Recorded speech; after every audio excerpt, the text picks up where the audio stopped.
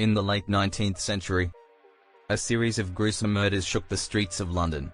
The killer, who came to be known as Jack the Ripper, was responsible for the deaths of at least 5 women, all of whom were prostitutes.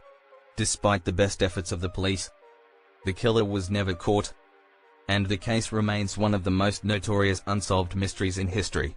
The first victim of Jack the Ripper was Mary Ann Nichols, whose body was found in the early hours of August 31, 1888, in the Whitechapel district of London.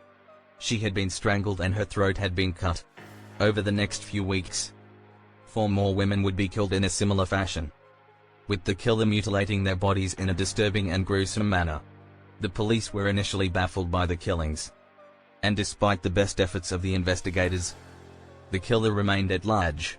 A number of suspects were arrested and questioned, but none were ever charged with the murders.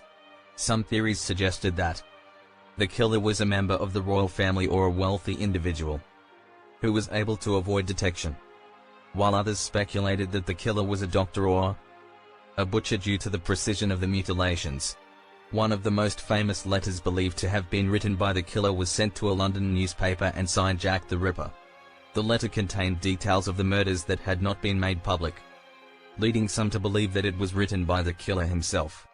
However, the authenticity of the letter remains a subject of debate among experts. Over the years, numerous theories and speculations have emerged about the identity of Jack the Ripper, with many books, films, and TV shows dedicated to exploring the mystery. Some of the more popular suspects include a painter named Walter Sickert, a Polish immigrant named Aaron Kosminski, and a number of other individuals with links to the Whitechapel area.